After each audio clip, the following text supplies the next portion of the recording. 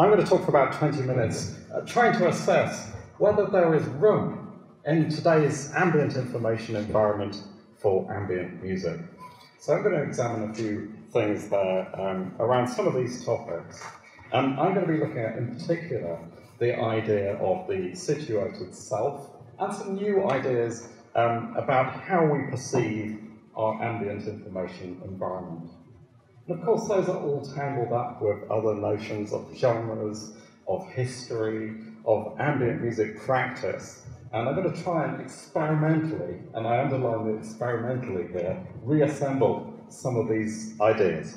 So when I'm done talking, I very much value your questions, your input, your thoughts around these issues. So, one of the first things that I think we need to do when we think of ambient is to think of the timescale of ambient. And it's easy to imagine a time where a feeling of being present is fluid. Yet today, information provision has effectively ended this type of contemplative now, creating a feeling very much of the perceptual present. Updates roll in, news feeds circulate, and live video from around the world arrives at our portable devices. From a postmodernist perspective, Jameson has put forward a number of well-known arguments that information influx is essentially ending our sense of history. Such information richness in the perpetual present is, I would argue, a major contributor in changing what we think of the timescale and social reach of our ambient environment. If the framework behind our personal understanding of what constitutes ambient environments has changed radically, then what is happening to the music? Has ambient music become aligned more to the past than to the present? And if so, should we be seeking to reassess how we interact with our ambient environment for today's ambient music? I'm going to explore this argument through three propositions. Firstly, that ambient information environments are feature-rich. Secondly, through the idea of the spatial self and its role in determining an ambient context. And thirdly, through the nature of personally constructed ambient space as a non-located concept. In determining if there is space in the ambience today for ambient music, it is necessary to start with a reassessment of what we consider a peripheral to be. The word has with it a dimension of irrelevance, a hierarchical discrimination between what is in the forefront of our attention and what is considered to fall outside of it. Such a description has a resonance with the positioning of early ambient genres, and I'm talking about the 70s and not the Neolithic when I mention that. Early ambient genres that would occupy both the foreground and background of our attention, and in doing so, creating a type of music that is often stateless and non-invasive. Distilled by history and repurposed for commercial application, such ambient ideals from the 1970s have become lodged into the semiotics of ambient music genres today. To provide this pervasive, stateless quality, the use of materials such as drones and long loop textures are commonplace, and that's not a value judgment. The music is no more or less rewarding or exciting because of those features. However, these values form a traditional and common practice reading of the idea of peripheral. And my question really is, has the idea of peripheral become genre-defining?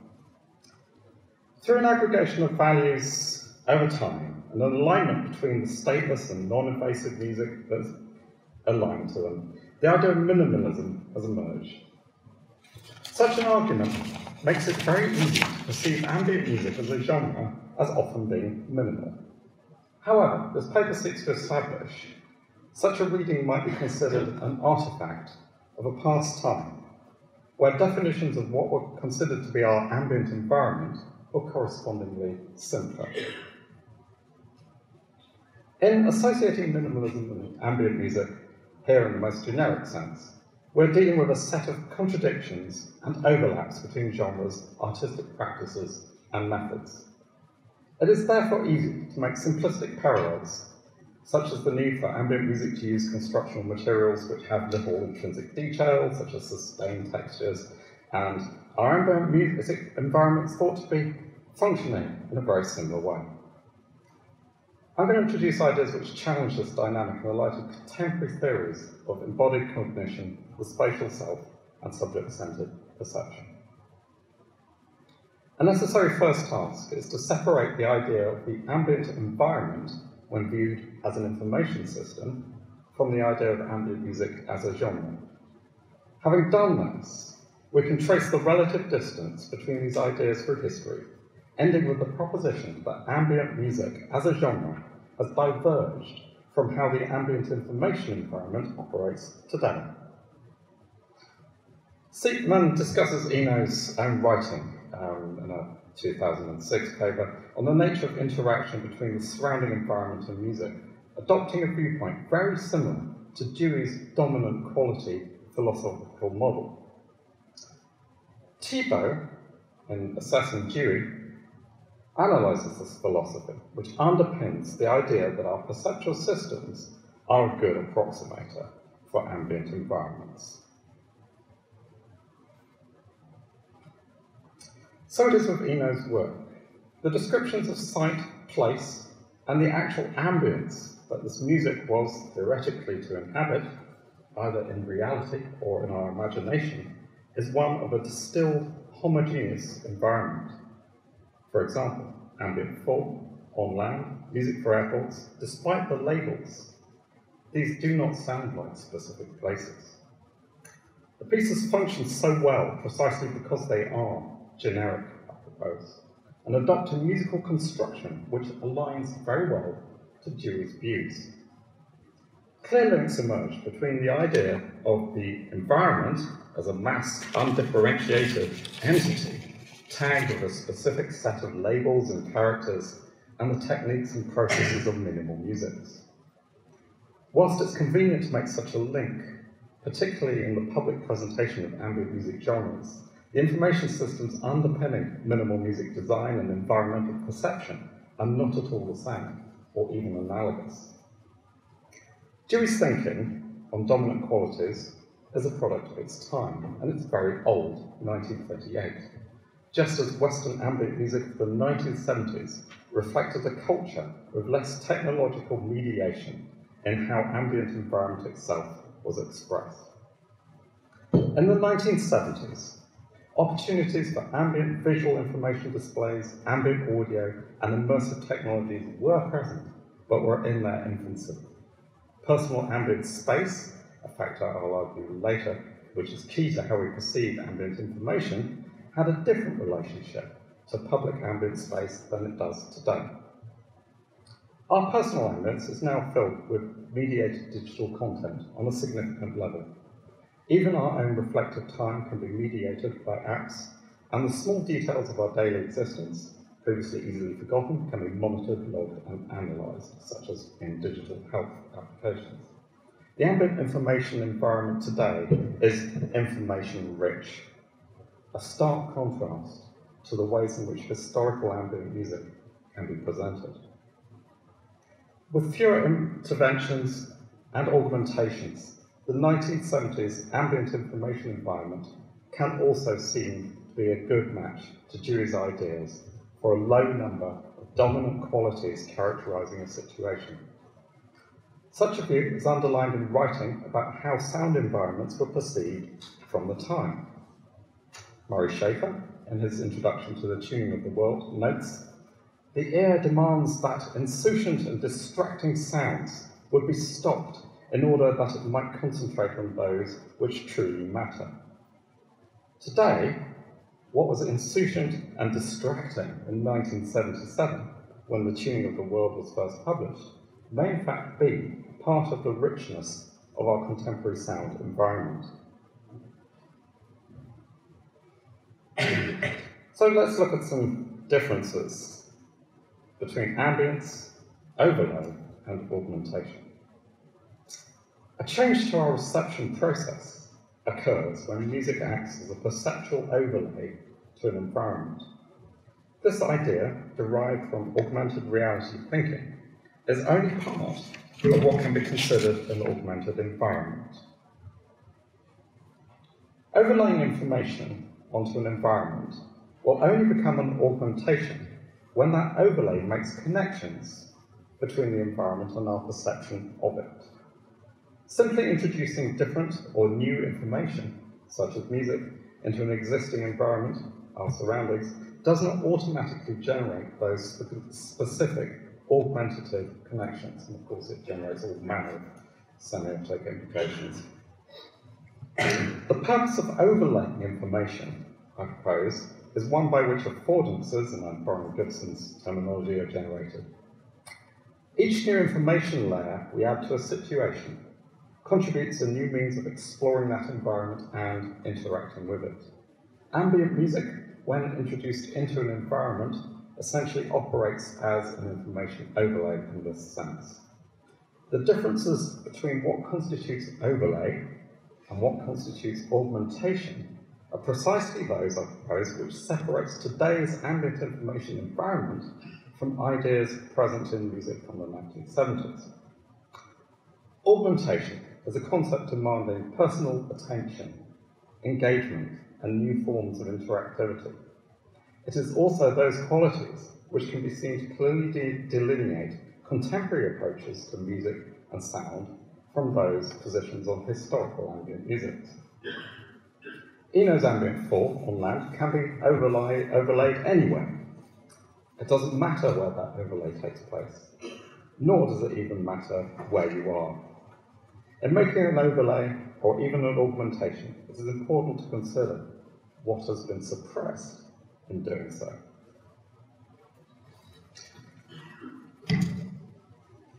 Even though music for airports on land were never intended to be particularly situated anywhere, Eno's first performance, music for airports aside, it's a distillation of landscape to the generic or dominant characteristic that creates that sense of overlay, where detail is ignored and smoothed out.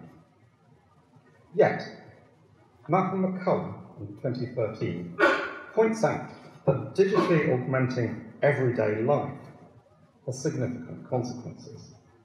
In analysing how social media creates a sense of ambient commons through what he describes as countless trivial interactions, a sense of community is built in the same way. McCullum shows how information flow from the underlying environment has effectively become suppressed. Beneath the augmentation, he argues, is actually a high-fidelity information environment. And in doing so, he's adopting a language very similar to Murray Schafer's descriptions of soundscape.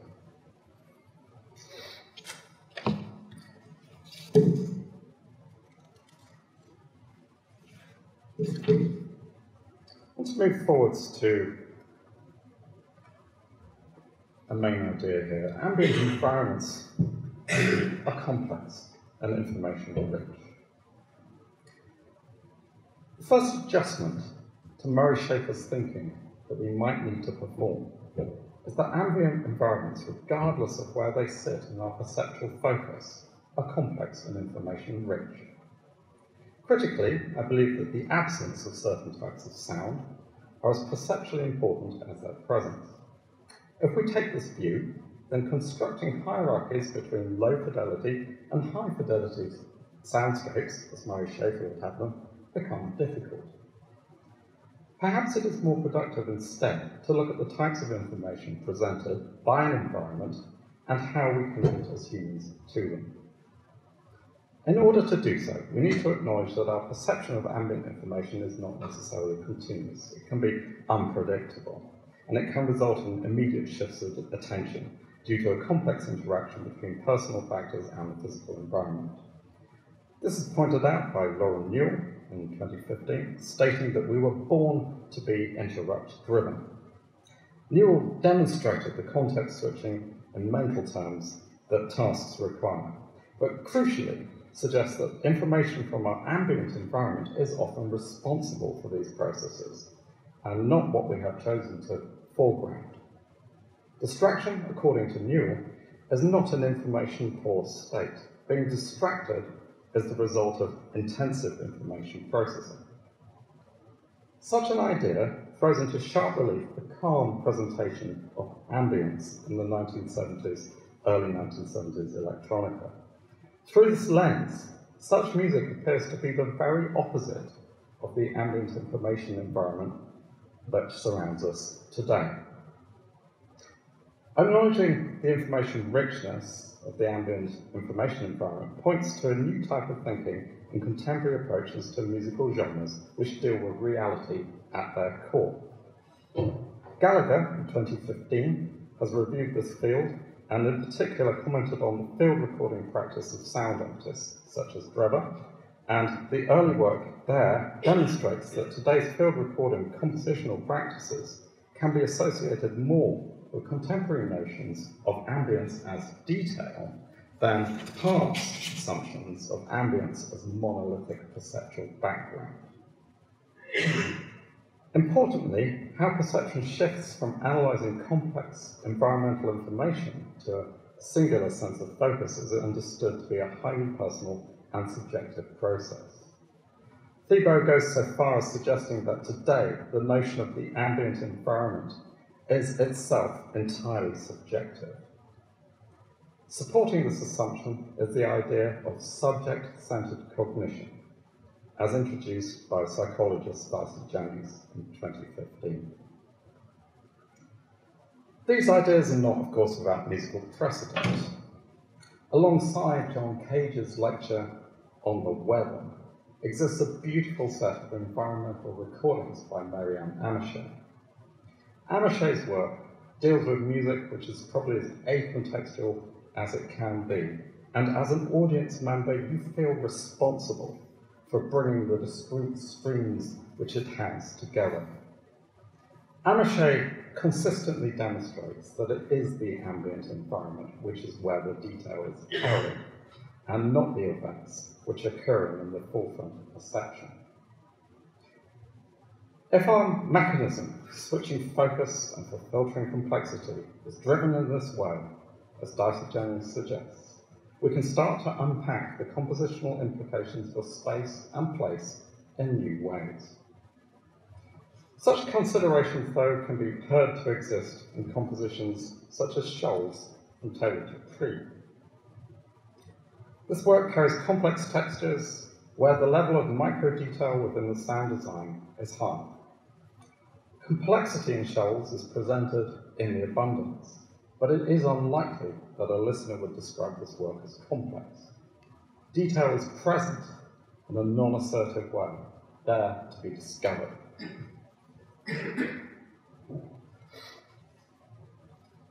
The final part that I want to introduce is the idea, let's skip this, is the spatial self.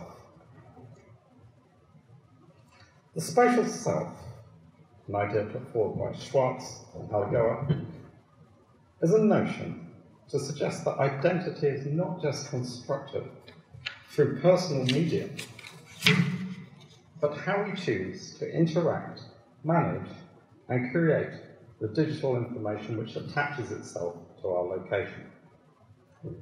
Importantly, this idea is not specifically concerned with presence in a location, but more to do with the impact that that presence has on how we describe and present ourselves. The authors acknowledge that this presence is curated and managed, and we're involved in defining it as time passes. The idea that physical space now is no longer an information-carrying vehicle in its own right, but one which is subject to personalization, comment, viewpoint, and subjective association is not new. However, this concept of the spatial self, made malleable through digital media, can shed light on the types of relationship exhibited between ambient music and the environment. I just want to poet Martin Duff's quote from 2010 in Fact magazine. He's talking about music for airports in response to the Black Dogs music for real airports. Martin Duff says, "I understood that the Eno was pitching at a very utopian vision, he says, but it just seems so out of place, like something from a sci-fi film. Fixing environments in time without our active perception, imagining the past and possible future spatial selves will not help our connection to these environments. The out-of-placeness reported by Martin Dust is also perhaps due to the fact that we sculpt our experience of spaces personally. No amount of adding the sounds of jet planes, baggage checks, or security officers will necessarily add to our received sense of reality. The spatial self, as a dynamic and changing form, is responsible for this, and acknowledges that an airport yesterday will not necessarily be the same for us as it is today.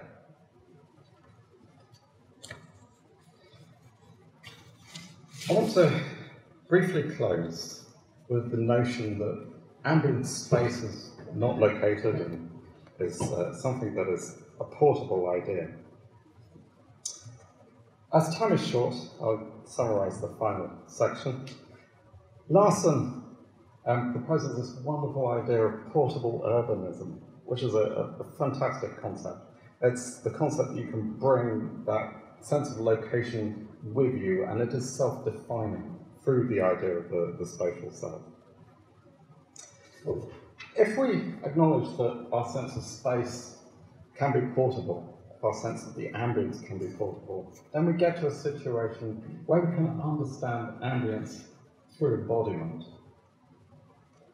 No more so is that present than perhaps in the works of Kristina Wolfe. The idea that you can take an embodied investigation to the ambient environment. And this is very, very different to the sorts of sound walking that went before. Kubish here is equipping participants with the means to hear parts of the electromagnetic spectrum that are not normally available. So you can listen to ultrasound and inducted sonic information in the environment, but it requires a sense of embodiment and personal investigation to be able to unpick it. The relevance of this is, finally, that ambient is now a much more complex construct than the one which became embodied in the 1970s idea of ambient music. Contemporary music, accessing our information environment, requires the embodiment and an understanding that the periphery is information rich, not some kind of monolithic view of the ambience as Jude originally had proposed. We need, therefore, finally, to adapt our definitions of listening. And I think if we're going to say that space is portable, lo-fi environments, as Schaefer would say, are actually those perhaps where information is highly present, we need to reassess those distinctions. For instance, Barry Truex's listening modes of search and readiness. These simply do not fit with these ideas of portable urbanism and these ideas of the spatial self. Ambience, then, is a highly personal and portable construct, and many artists today are embedding those values in their work. Thank you very much.